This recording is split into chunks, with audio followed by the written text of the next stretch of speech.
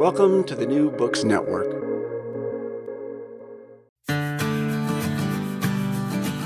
Hello and welcome to Madison's Notes, the official podcast of Princeton University's James Madison program in American Ideals and Institutions. I'm your host, Annika Nordquist.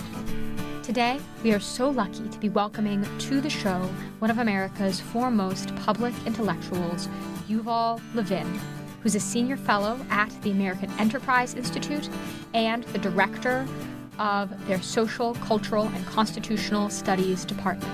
He's the founder and editor of the magazine National Affairs, and also a senior editor at the New Atlantis, a contributing editor at the National Review, and a contributing opinion writer at the New York Times.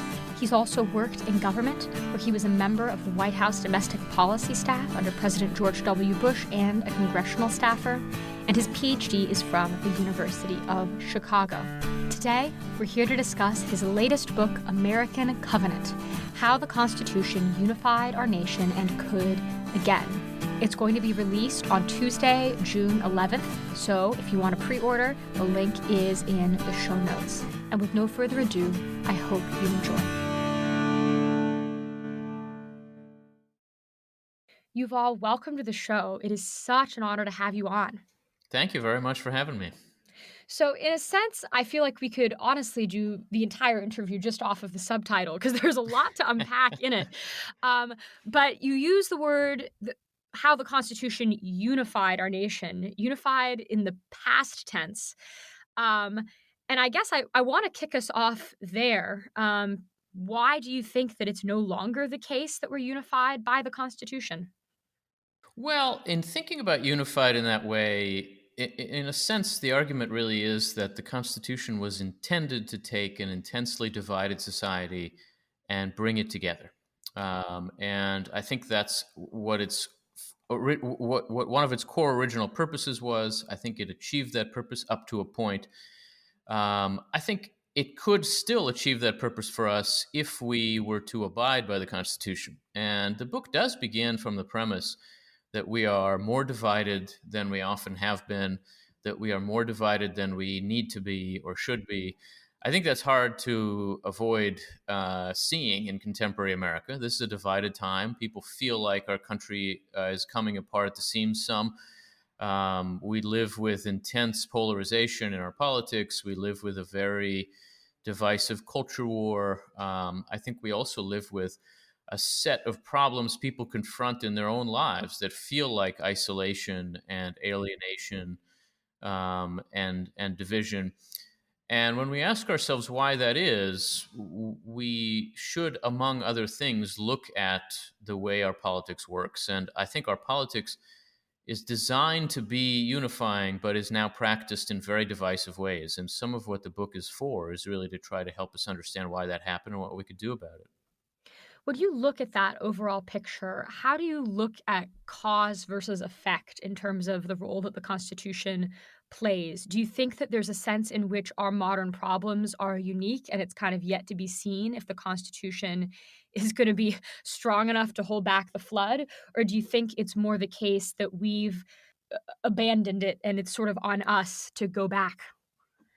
I think there are certainly some modern problems that are distinct to this moment and that would have been very unfamiliar to the framers of the Constitution and to many prior generations of Americans. The modern world has some novelties about it that are complicated, but I think our fundamental problem would have been very familiar to the generation that created the Constitution and that lived in the early republic. In a sense, our fundamental problem is that we are a diverse and free society, and those things are connected. Free societies are often diverse because freedom allows people the range to advance their own ideas. And American society is very dynamic and very diverse and very free. And so we do come apart. That's a natural tendency in our society. I think that part of the reason why we're having trouble seeing how we could overcome that actually has to do with a kind of misunderstanding of what unity is or ought to be. A sense that the fact that we disagree so much means that we can't hold together. And I think one very valuable thing about looking at the Constitution in its own terms is that there is implicit in it an idea of unity that runs deeper than that. An idea of unity that says that unity is a mode of action in a free society, really in any society, that politics is a mode of action. Unity is not a condition, but a way of life. It doesn't mean thinking alike, it means acting together. It's a way of answering the question, what shall we do as one society? And in a free society, we have to first figure out how we could do that when we disagree so much. How can we act together when we don't think alike? I think the Constitution is an answer to that question, and a very, very powerful and sophisticated answer to it. So if we turn to it, we could do better at dealing with a set of problems that might feel very new, but is actually very much the defining challenge of a free society like ours. I think at this point it might be helpful to get a little bit into the specifics. So, in terms of what the Constitution actually does to moderate some of those impulses to extreme diversity and away from unity, how do you look at the Constitution kind of as a system? And are there specific things the Constitution does that were unique and innovative in allowing that? Yeah, I would say that over and over, the Constitution wrestles with the basic challenge of how to combine majority rule with minority rights, and therefore how to enable common action in a free society, common action that doesn't involve trampling minorities and therefore making society unfree, but that nonetheless begins from the premise that only majority rule could be a legitimate way to govern a free society. The Constitution's basic answer to this, and this is a very complicated problem to think through, and every democratic society has this problem. I think the American Constitution really is pretty distinct in that it says that the way to resolve that problem is to avoid empowering narrow majorities so that we could create broader majorities. Over and over, the Constitution says what we might call mitigated majority rule is the way to address our problems.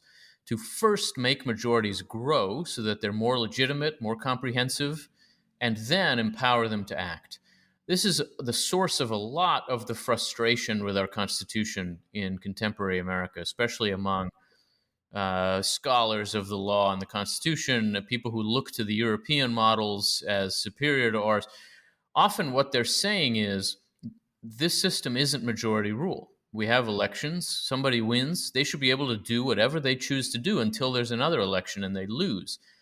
That's not necessarily an illegitimate way to think about a democratic government. That's how most of the parliamentary systems in Europe and much of the democratic world now operate. The American system does not work that way. It never really says, okay, you won, go. What it says is you won, so you get a seat at the table. And the other people at the table also belong there. They also won an election, or they also are here legitimately. But they want something other than what you want. And what happens at the table is negotiation and bargaining and accommodation. And over, the Constitution's answer to the challenge of how can we in a divided society act together is to force us to that negotiating table, to require accommodations, to require negotiations, to require the broadening of majorities. Its fundamental mode of action is coalition building. And I think that the fact that we've become as bad at coalition building as we have in contemporary America is a function of our failure to abide by constitutionalism, and so should teach us to look back to the system. But of course, that frustration is not generally a reason for people to look back to the Constitution. On the contrary, it often forces people it causes people to want to dismiss and throw away the Constitution. I think our instinct should be to see how bargaining and accommodation really can resolve the kinds of problems we have in ways that are more legitimate than simple majority rule. It would be good to kind of continue unpacking the how of this, because I think that we all have a sense that there's not a lot of, and perhaps in some branches of government more than others, though we need not name anyone. Oh, we'll name them. But that we're having a difficult time kind of with that bargaining and negotiating process writ large Yeah. right now. Um, according to your analysis, I mean, how did we get to that point? I mean, again, sort of back to the earlier question, is this an issue of us not following the rules, or is it an issue of circumstances have genuinely changed? Yeah, I think those two things are very connected. There's Mm, always been a critique of the American system, a kind of progressive critique, but it actually precedes progressivism, mm, that says this system is not adequate to the demands of American life. mm, And from very early on, you find people saying, well, this was written at the end of the 18th century. It didn't contend with whatever, fill in the blank. mm, It didn't contend with industrialism or with the geographic growth of the republic, or with technology, or with cultural change. And therefore, it isn't really adequate to how we should be governing ourselves now. At the bottom of that is a frustration with the fact that the American system tends to prioritize coalition building over efficient policy action. mm, And you find, especially beginning with the progressives, an argument that says this government is too slow, it's too cumbersome, it cannot respond to the complexity of modern life, and therefore we need to change it in ways that would make it more responsive and more energetic. I think that both that critique and that response have to do with why our constitutional system has become less capable of unifying us. mm, Because the response has been a move in the direction of simple majoritarianism. mm, It's been a way of trying to flatten and simplify the system, and so to disempower federalism and centralize power, to make Congress much more of a kind of parliament where party leaders control the agenda, to concentrate much more power in the hands of the executive than the system originally does, so that the executive can act and take on national problems in a unified way. The progressives offered a different vision of unity, a unity that looks much more like unanimity and that mm, is concentrated in the person of the American president, who stands for all of us and speaks for all of us. And as we've moved in that direction, in the way Congress functions, through the development of the administrative state, through the empowerment of the courts, through the evolution of the party system, we've moved more and more in a progressive direction. And I think that has left the Constitution less and less capable mm, of facilitating unity by compelling accommodation and coalition building. And so our politics now just is less coalitional. mm, And I think there's no question that in every one of our institutions, coalition building is much less the order of the day than it originally was intended to be. But there's also no question that this problem is concentrated in Congress. Congress is the arena, the venue for coalition building. And as it has given that up, the entire system has gotten out of whack, out of balance. And Congress is where we ultimately answer the question, how do we act together when we don't think alike? That's where we negotiate. If we don't do it there, we don't do it anywhere. And increasingly in contemporary American politics, that's the case. We don't do it anywhere. We don't negotiate. We don't bargain. We just stand at opposite ends of a room and talk about each other. And our politics, therefore, is much less functional and also feels much more divided. mm.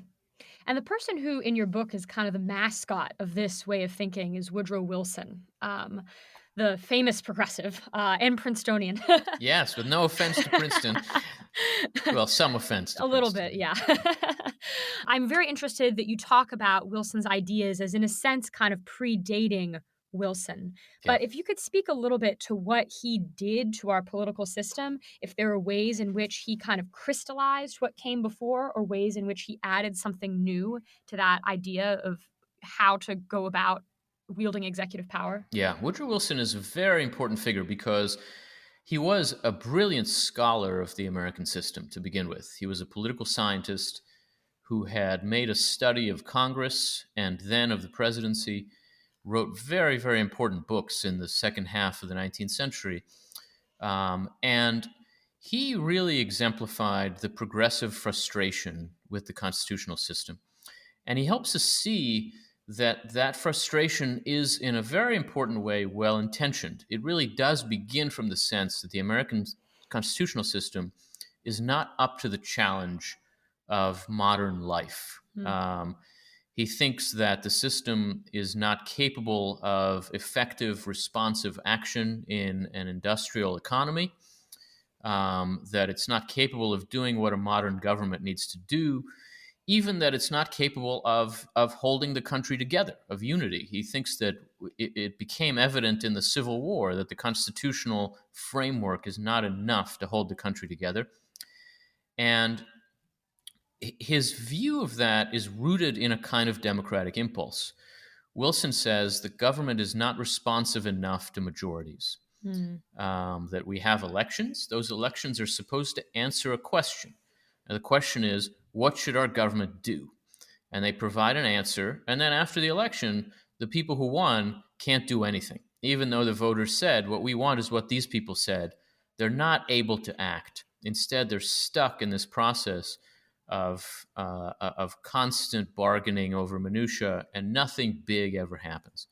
This is still, in a lot of ways, the progressive argument about the Constitution.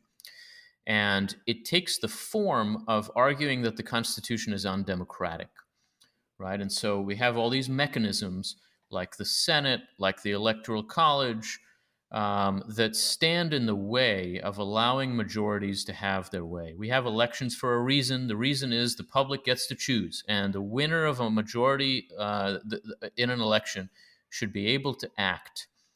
The notion that is so deeply embedded in our Constitution that majorities are dangerous, that majorities are capable of tremendous oppressive force, and therefore have to be restrained even as they are empowered, is essentially rejected by the Wilsonian strand of American progressivism. And they want to empower majorities as the root of political legitimacy in the American system. And so Wilson had particular ideas for how to do this. He argued that the Congress should be much more centralized under party leaders, so that there was a direction and it wasn't just a mess, a cacophony of people pushing in different directions. He wanted much stronger party leaders. And ultimately, in time, he came to want a much stronger president at the center of the system. The president was the only official elected by a national constituency, and therefore he really spoke for a national majority, and he should have the power to set the direction of public policy at the federal level while he's in office. And Wilson thought the president was much too constrained, much too answerable to Congress, much too limited in the kinds of powers he had. And so he pushed for the empowerment of the national executive. He pushed for the centralization of power in Congress. He pushed against the logic of American federalism, arguing that there ought to be really one set direction for American political life.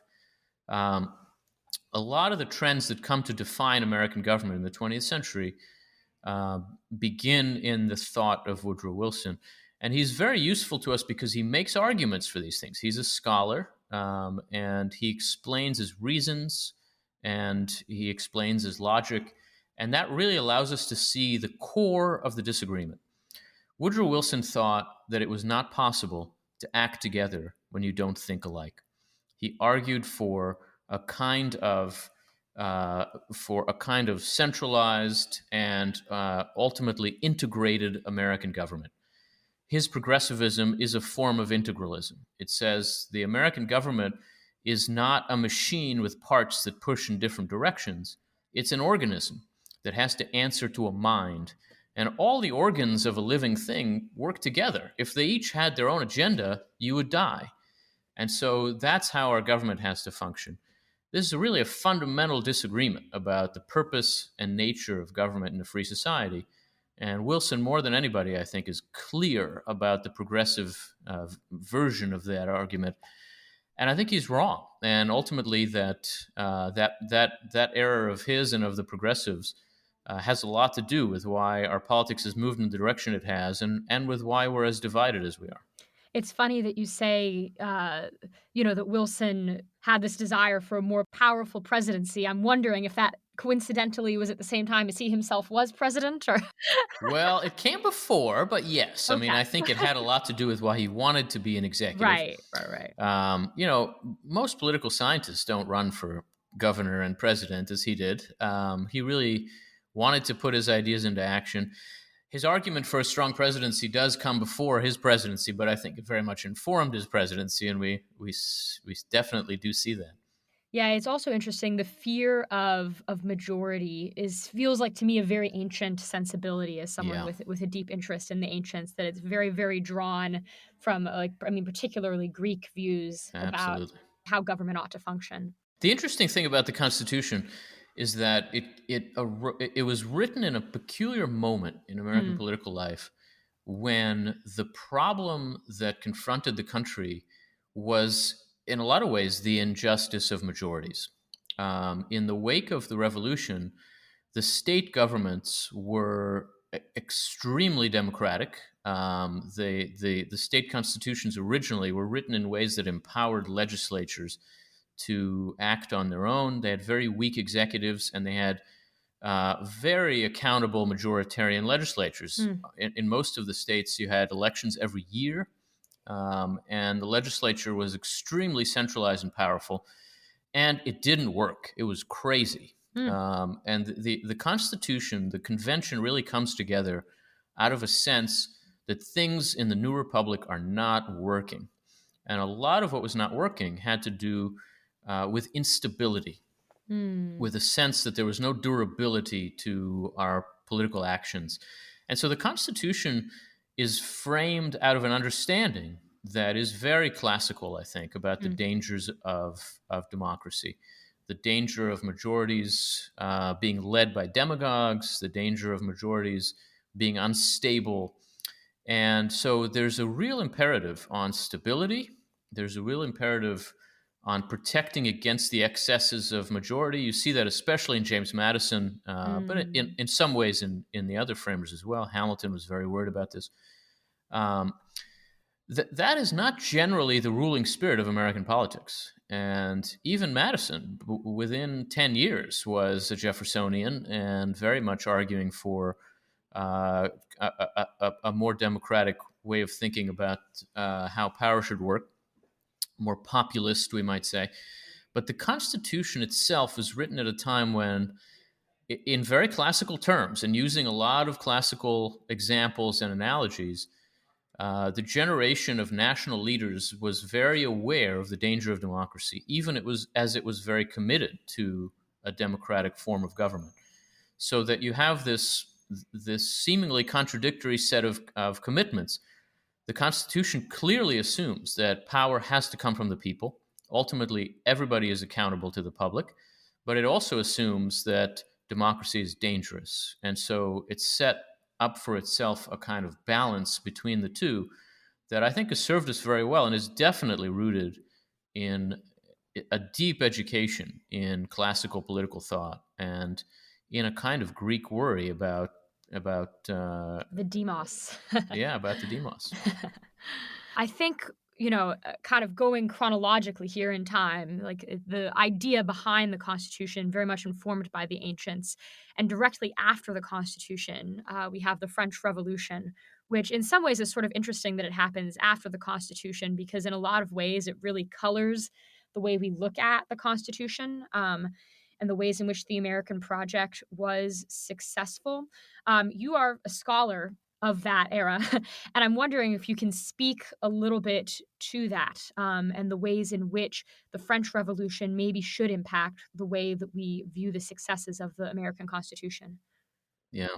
Yes. I mean, I think there's a way of thinking about the 18th century that almost imagines that the French Revolution came before the American Revolution and the American Constitution.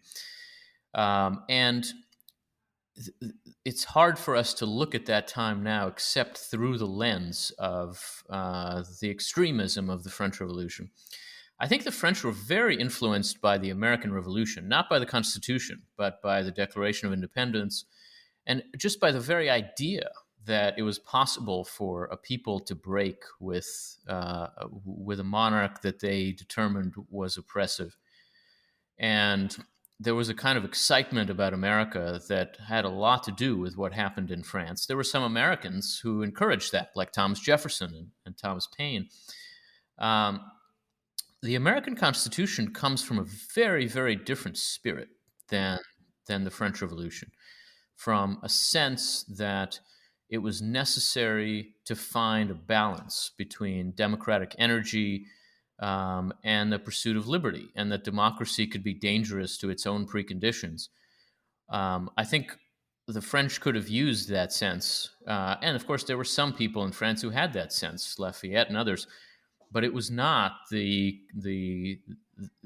view of democracy that ultimately prevailed. And the French produced a very radical democracy that in fairly short order fell apart in precisely the ways that the framers of the Constitution were concerned democracy might fall apart.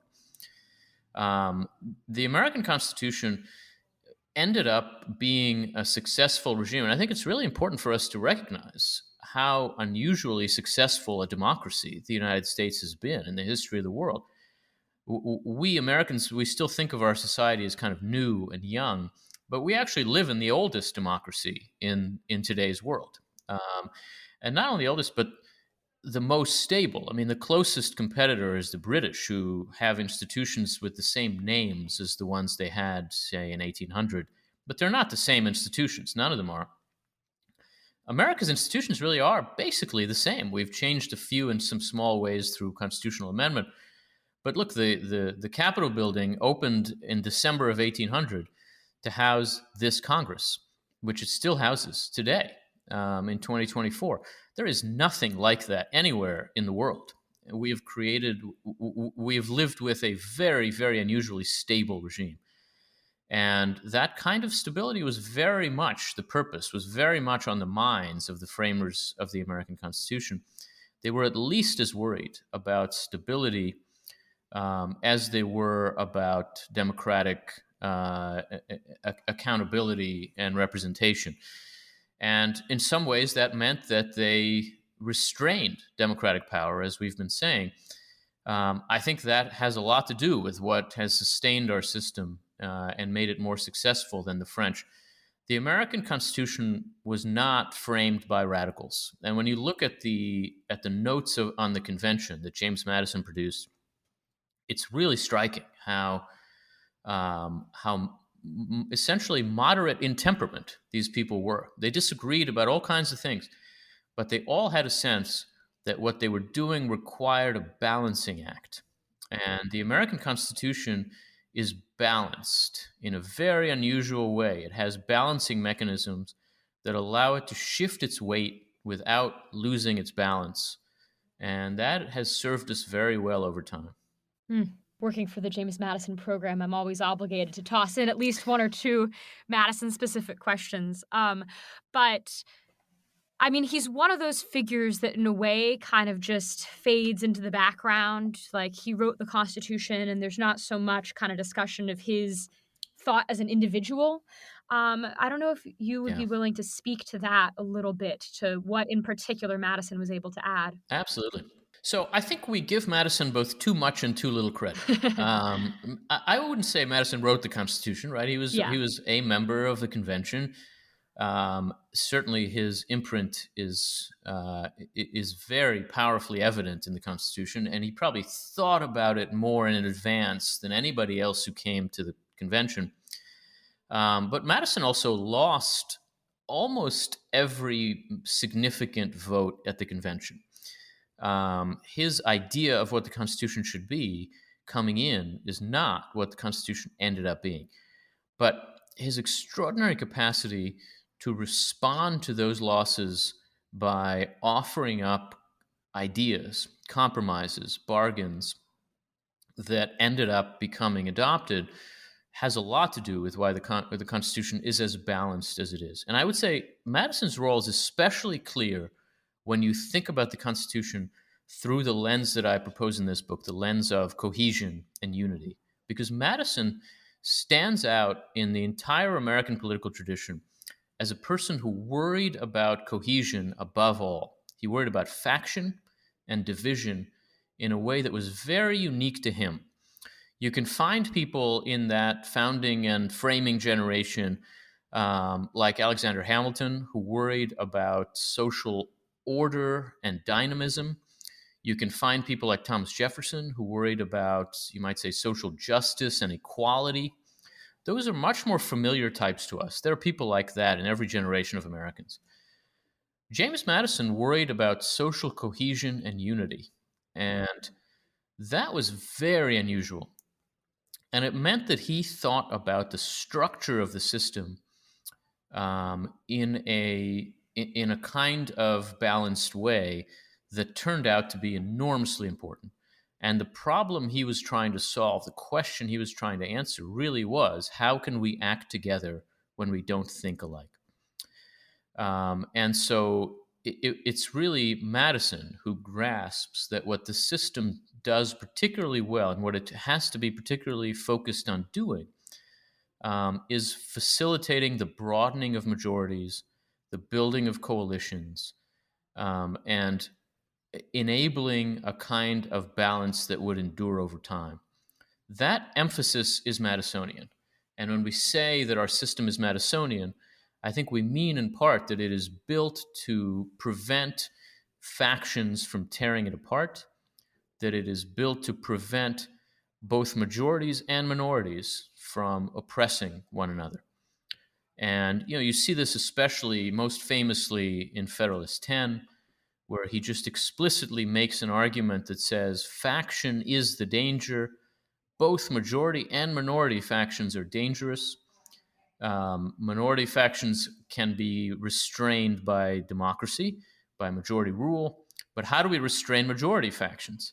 And the answer to that is this complicated arrangement of institutions that divides majorities, that makes sure that everybody is in the minority sometimes, and so everybody has to think about protecting minorities, and also that forces majorities to grow before they can act. So I think our system is, above all, Madisonian when we look at it through this lens, even if it is not exactly the system Madison had in mind. He was much more of a nationalist than most of the delegates. Federalism for him was a real compromise. Madison wanted a stronger national government than we got, and was also, I would say, in some ways, a believer that democratic institutions should be more fully majoritarian and balanced off by other institutions, so that the shape of the Congress was a compromise for him. He made an endless array of compromises in the convention, but he was a believer that compromise was a way to act together when you don't think alike. And ultimately, the system embodies that view in a very profound way. One of the other arguments that he makes in The Federalist, which you bring up in your book, is the idea that having a whole bunch of factions is in a way better than having only a few, that they'll sort of all balance each other out. That strikes me as honestly kind of controversial still. Oh, yeah. I think that most Americans think of European countries, for instance, as being smaller and more homogenous, and therefore just kind of getting along a little bit better with each other internally. Even within the U.S., if you take, say, two blue states, Vermont versus California, which has less faction, which is more cohesive, Texas versus Wyoming, if you want to look at red states. Yep. So do you think that Madison's argument there really does stand the test of time? Well, I think that argument, first of all, begins from reality, which is that we are a vast society, much more so now than then. But even then, the United States was larger than any European country, and that we are a diverse society, and that we're a free society, which is going to make us even more divided and diverse. One of the things Madison says in Federalist 10 is that as long as we are free, we will be divided. And so we're never going to be able to count on cohesion. So the question is, how do we avoid falling apart, given that we're going to be very diverse and dynamic? And so I do think there are some of the kind of comparative analogies that people make don't really account for just how vast and diverse the United States is. these political scientists who write, well, we should really learn a lesson from Norway. I'm sure we can learn lessons from Norway, but the United States is not like Norway. The United States is like India. And given that fact, we're actually an extremely successful democracy, right? We're more like Mexico and Brazil and India, the huge democracies. We're not really like the European democracies as a society. And so I think by beginning from that fact, we can begin to see some of the constraints on the options we have. And given that these are our options, Madison begins from a premise that I think he takes from Aristotle, and which is very, very crucial, which is that 2 is a really bad number in a democracy. Aristotle, in Book 4 of the Politics, makes this argument that you don't want a society of rich and poor. That's really bad, because one of them is inevitably going to oppress the other. What you want is to increase the number of factions you have, at least 3, so that there's a middle faction that sort of switches sides between the 2 and keeps them from becoming too dangerous to one another. And Madison says, drawing on Hume, drawing on the Scottish Enlightenment, even more than 3. You want as many as possible so that their competition with each other prevents any of them from becoming too dangerous to the rights of others. This is definitely a pessimistic view of human nature and democratic life, right? It says that the point is to, first of all, make sure we don't oppress each other. There are also many good things we can do, but let's begin from seeing that the danger of majority oppression is the great risk democracies run. And we deal with that by having many small factions that have to deal with each other so that none of them feels like it can just do whatever it wants. That is frustrating. And it's frustrating especially to narrow majorities, which are the only majorities we've had in 21st century America. So a lot of people do find our system frustrating now. But the trouble is, the alternative to that is not blissful democratic life. The alternative to that frustration is majority oppression. And Americans especially should know that majority oppression is a very real possibility that we should really work to avoid. Expand on that a little bit. The Americans especially should know. That's a little bit pointed. Well, sure. I mean, look, we live in a country where by majority vote, a portion of our population was held in slavery for a very long stretch of time in the life of our republic. Even living under this Constitution, even living as a free and democratic society, by decision of the majority, some Americans were held as slaves by other Americans. That is a highly important fact to grasp about the nature of democratic societies, of what we could do if all that mattered was what the majority wanted. And, part of the reason that continued had to do with the kinds of bargains and compromises made at the time of the Constitutional Convention. The framers decided to put slavery aside so that they could resolve all these other problems. They treated slavery as essentially a state issue. There are just 3 places where the Constitution touches on slavery where it couldn't possibly avoid it. So one has to do with international trade and the transatlantic slave trade. One has to do with relations among the states, the Fugitive Slave Act, and one has to do with representation in Congress. Do you count enslaved people when you're deciding on representation in the House? It was impossible to avoid the subject in those places. Everywhere else, because it was possible to avoid it, it was avoided. The convention did not decide that slavery was good or bad. It tried like crazy to avoid the issue. And we learned over time in America that was not an issue that could just be left to the states. And Abraham Lincoln arises to make the argument that this is one issue that does have to be resolved if we're going to be a democratic society committed to the proposition that all men are created equal.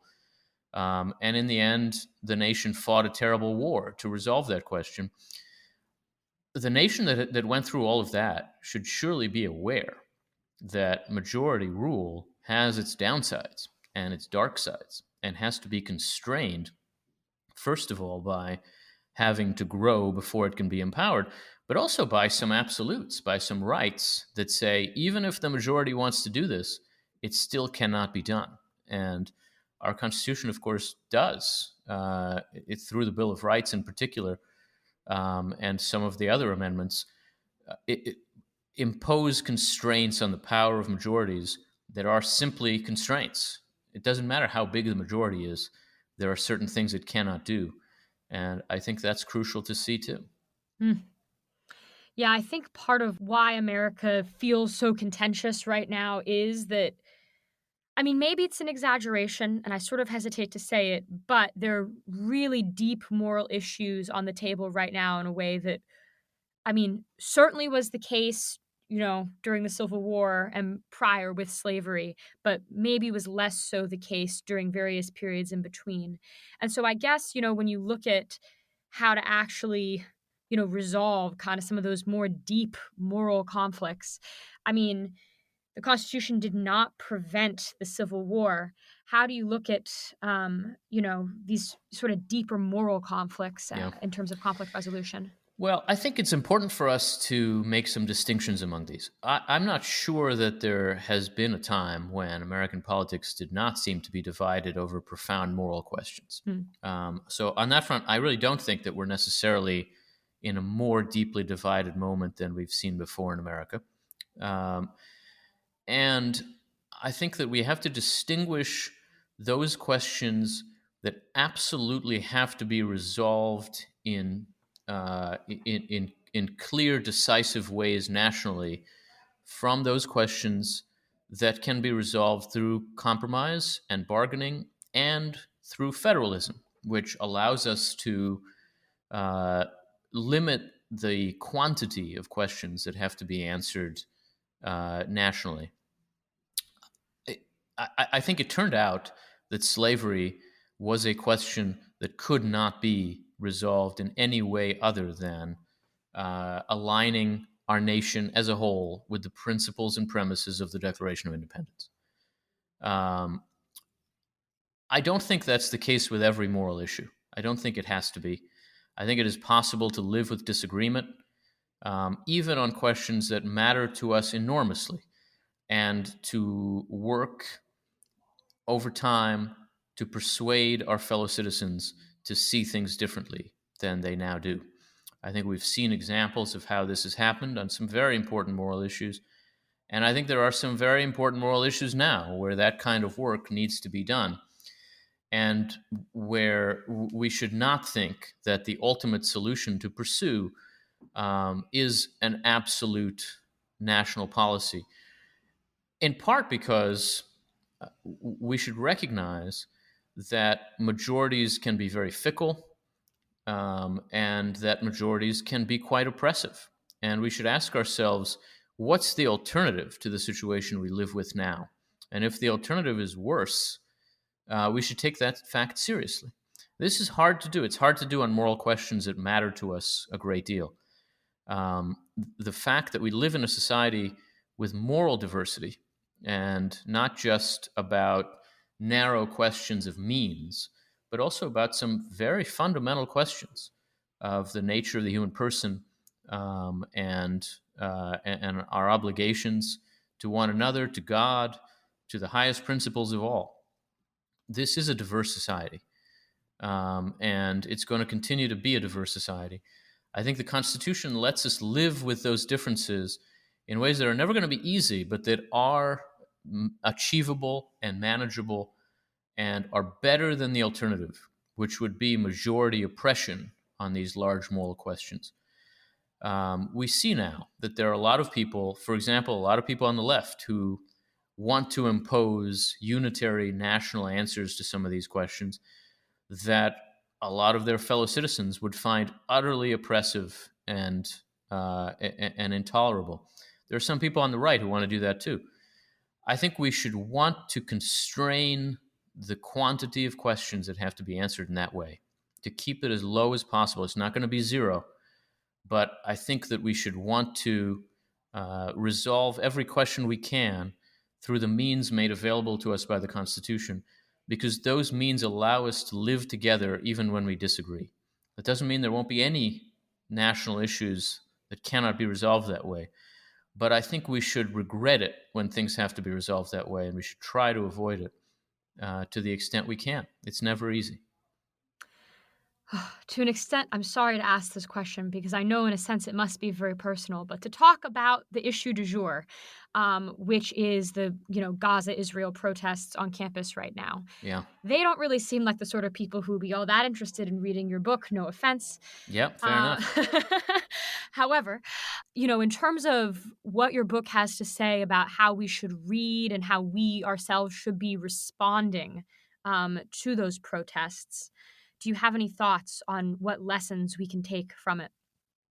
Well, look, I think those protests are a very marginal phenomenon in contemporary American life. They're happening in very elite precincts, and they involve a kind of profound misunderstanding, I think, of the nature of the freedom of speech, and of the nature of the role of the citizen. These students are not asking anyone to do anything they could actually do. They're not trying to advance some change in national policy. They're not trying to advance, even in any clear way, a change in the policies of their universities. They are expressions of a kind of confused frustration and aggravation.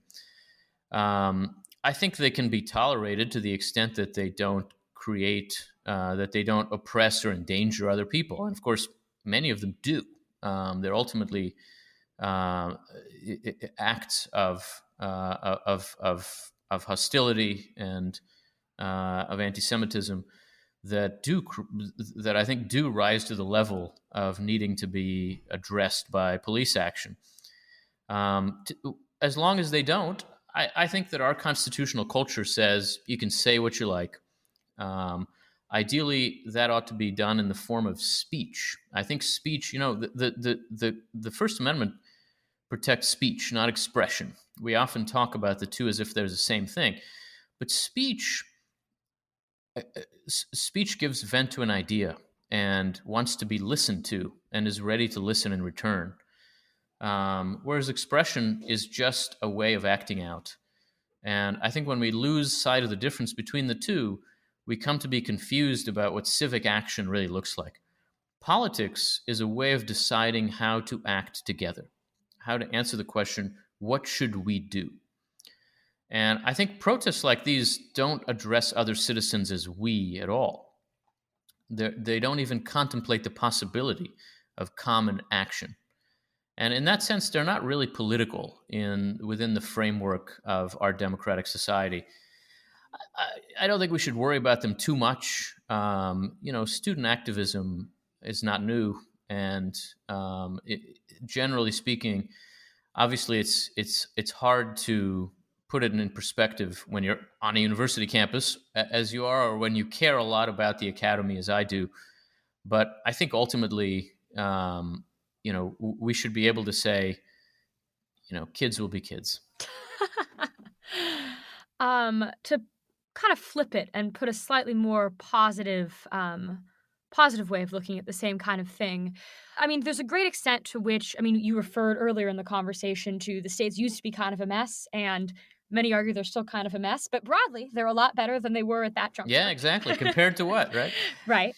And a lot of that has to do, I think, with states kind of copying the federal culture and system that was set up by the Constitution, and then kind of a more individual level, individuals also respond to our Constitution in their personal lives. Yeah. And you have a great quote in your book, "We should not mistake consensus for harmony."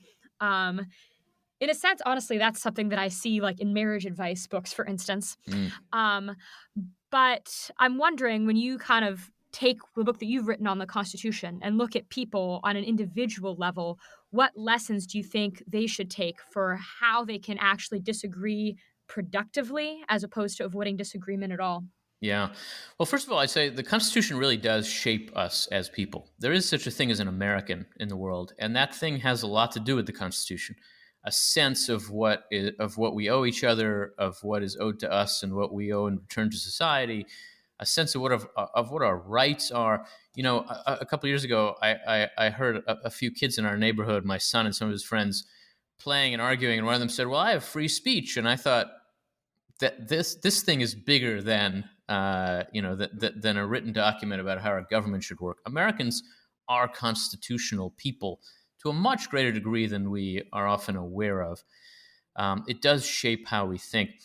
And it seems to me that there is in the Constitution a kind of lesson about how to take on deep differences. And the core of the lesson is that we should do it in a way that is directed to ultimately acting together to address the problem. So begin from the premise that the only way we can address it is by acting together. And so ask the question, how could we act together? Even myself and this person who disagrees with me about what to do here, our disagreement has to be the beginning of a process of negotiation, whether that's formally or informally, of trying to figure out what it is that the two of us could agree to do here. And the idea that disagreement ultimately aims at negotiation and common action doesn't come naturally. It's not the natural way to think about disagreement.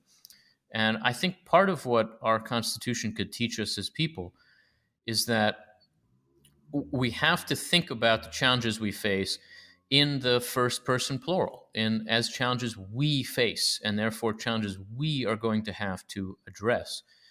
And the very fact that we begin from that we, and the Constitution literally does, we is the first word of the Constitution. The fact that we begin that way, I think, shapes a lot of how we then proceed. And this is a lot of what we have trouble with in American political life now, and in some of our interpersonal lives too, that we approach people as they, not as we. And so we don't even contemplate the possibility of common action. And without that possibility, it's very hard for a diverse society to have a functional political life. The Constitution insists on that possibility. It is here to facilitate it. And so I think it could teach us a lot. Amazing. Well, Yuval, that's a perfect note to end on. Thank you so much for your time, and your book will be linked in the show notes for our listeners. Thank you very much, Annika. I appreciate it.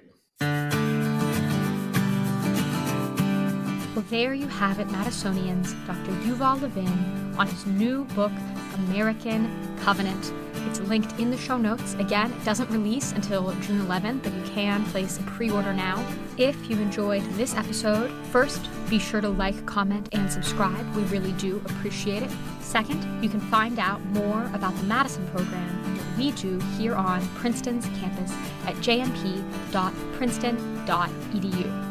There, you can sign up for our mailing list, you can see our schedule of upcoming events, and you can also access recordings of all of the previous events that we've hosted here at Princeton over the years.